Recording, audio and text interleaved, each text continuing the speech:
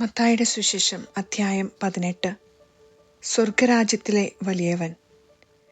ശിഷ്യന്മാർ യേശുവിനെ സമീപിച്ചു ചോദിച്ചു, സ്വർഗരാജ്യത്തിൽ വലിയവൻ ആരാണ്?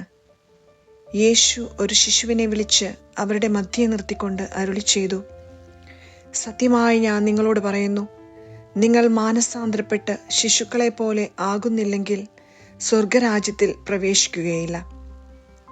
ഈ ശിശുവിനെ പോലെ സ്വയം ചെറുതാകുന്നവനാണ് സ്വർഗരാജ്യത്തിലെ ഏറ്റവും വലിയവൻ. ഇതുപോലുള്ള ഒരു ശിശുവിനെ എൻ്റെ നാമത്തിൽ സ്വീകരിക്കുന്നവൻ എന്നെ സ്വീകരിക്കുന്നു. ദുഷ്പ്രേരണകൾ. എന്നിൽ വിശ്വസിക്കുന്ന ഈ ചെറിയവരിൽ ഒരുവന് ദുഷ്പ്രേരണ നൽകുന്നവൻ ആരായാലും അവന് കൂടുതൽ നല്ലത് കഴുത്തിൽ ഒരു വലിയ തിരികല്ലുകെട്ടി കടലിൻ്റെ ആഴത്തിൽ താഴ്ത്തപ്പെടുകയായിരിക്കും. പ്രലോഭനങ്ങൾ നിമിത്തം ലോകത്തിന് ദുരിതം.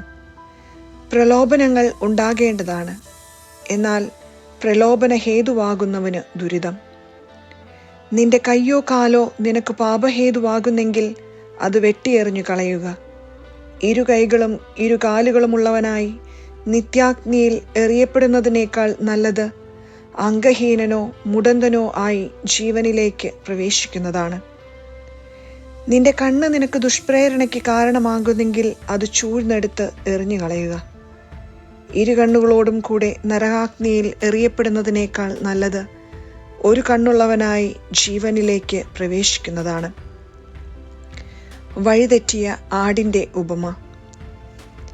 ഈ ചെറിയവരിൽ ആരെയും നിന്ദിക്കാതിരിക്കാൻ സൂക്ഷിച്ചുകൊള്ളുക. സ്വർഗത്തിൽ അവരുടെ ദൂതന്മാർ എൻ്റെ സ്വർഗസ്ഥനായ പിതാവിൻ്റെ മുഖം എപ്പോഴും ദർശിച്ചു കൊണ്ടിരിക്കുകയാണെന്ന് ഞാൻ നിങ്ങളോട് പറയുന്നു. നിങ്ങൾക്ക് എന്തു തോന്നുന്നു?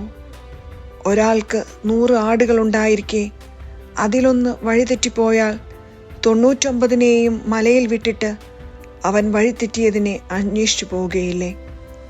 കണ്ടെത്തിയാൽ അതിനെക്കുറിച്ച്, വഴിതെറ്റിപ്പോകാത്ത 99 കുറിച്ച് എന്നതിനേക്കാൾ അവൻ സന്തോഷിക്കുമെന്ന് സത്യമായി ഞാൻ നിങ്ങളോട് പറയുന്നു. ഇതുപോലെ ഈ ചെറിയവരിൽ ഒരുവൻ പോലും നശിച്ചു പോകാൻ എൻ്റെ സ്വർഗസ്ഥനായ പിതാവ് ഇഷ്ടപ്പെടുന്നില്ല. പരസ്പരം തിരുത്തുക. നിന്റെ സഹോദരൻ തെറ്റ് ചെയ്താൽ നീയും അവനും മാത്രമായിരിക്കുമ്പോൾ ചെന്ന് ആ തെറ്റ് അവന് ബോധ്യപ്പെടുത്തി കൊടുക്കുക. അവൻ നിന്റെ വാക്ക് കേൾക്കുന്നെങ്കിൽ നീ നിന്റെ സഹോദരനെ നേടി.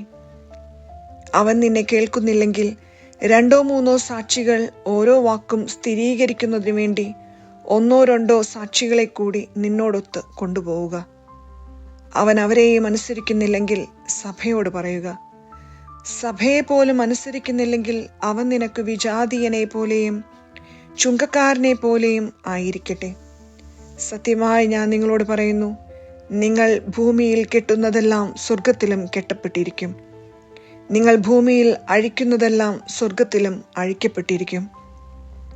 വീണ്ടും ഞാൻ നിങ്ങളോട് പറയുന്നു, ഭൂമിയിൽ നിങ്ങളിൽ 2 പേർ യോജിച്ചു ചോദിക്കുന്ന ഏതു കാര്യവും എൻ്റെ സ്വർഗസ്ഥനായ പിതാവ് നിറവേറ്റിത്തരും. എന്തെന്നാൽ 2 or 3 പേർ എൻ്റെ നാമത്തിൽ ഒരുമിച്ച് കൂടുന്നിടത്ത് അവരുടെ മധ്യേ ഞാൻ ഉണ്ടായിരിക്കും. നിർദ്ധയനായ ഭൃത്യൻ്റെ ഉപമ. അപ്പോൾ പത്രോസ് മുന്നോട്ട് വന്ന് അവനോട് ചോദിച്ചു, കർത്താവേ, എന്നോട് തെറ്റ് ചെയ്യുന്ന എൻ്റെ സഹോദരനോട് ഞാൻ എത്ര പ്രാവശ്യം ക്ഷമിക്കണം? 7 പ്രാവശ്യമോ? യേശു അരുളിച്ചെയ്തു, 7 എന്നല്ല 70 പ്രാവശ്യം എന്നു ഞാൻ നിന്നോട് പറയുന്നു. സ്വർഗരാജ്യം തൻ്റെ സേവകന്മാരുടെ കണക്ക് തീർക്കാൻ ആഗ്രഹിച്ച ഒരു രാജാവിന് സദൃശ്യം. കണക്ക് തീർക്കാൻ ആരംഭിച്ചപ്പോൾ 10,000 താലന്ത് കടപ്പെട്ടിരുന്ന ഒരുവനെ അവർ അവൻ്റെ മുമ്പിൽ കൊണ്ടുവന്നു. അവനത് വീട്ടാൻ നിർവാഹമില്ലാതിരുന്നതുകൊണ്ട് അവനെയും ഭാര്യയെയും മക്കളെയും അവൻ്റെ സമസ്ത വസ്തുക്കളെയും വിറ്റു കടം വീട്ടാൻ യജമാനൻ കൽപ്പിച്ചു.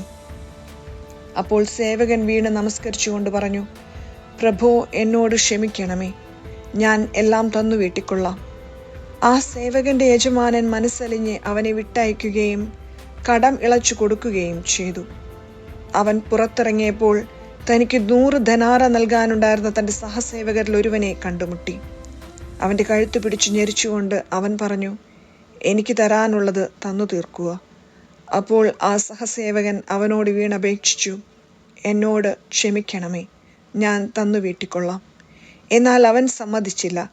കടം വീട്ടുന്നതുവരെ സഹസേവകനെ അവൻ കാരാഗൃഹത്തിലിട്ടു. സംഭവിച്ചതറിഞ്ഞ് മറ്റു സേവകന്മാർ വളരെ സങ്കടപ്പെട്ടു. അവർ ചെന്ന് നടന്നതെല്ലാം യജമാനനെ അറിയിച്ചു. യജമാനൻ അവനെ വിളിച്ചു പറഞ്ഞു, ദുഷ്ടനായ സേവക, നീ എന്നോട് കേണപേക്ഷിച്ചതുകൊണ്ട് നിന്റെ കടമെല്ലാം ഞാൻ ഇളച്ചു തന്നു. ഞാൻ നിന്നോട് കരുണ കാണിച്ചതുപോലെ നീയും നിന്റെ സഹസേവകനോട് കരുണ കാണിക്കേണ്ടതായിരുന്നില്ലേ? യജമാനൻ കോപിച്ച് കടം മുഴുവൻ വീട്ടുന്നതുവരെ അവനെ കാരാഗൃഹാധികൃതർക്ക് ഏൽപ്പിച്ചു കൊടുത്തു. നിങ്ങൾ സഹോദരനോട് ഹൃദയപൂർവ്വം ക്ഷമിക്കുന്നില്ലെങ്കിൽ എൻ്റെ സ്വർഗസ്ഥനായ പിതാവ് നിങ്ങളോടും ഇതുപോലെ തന്നെ പ്രവർത്തിക്കും.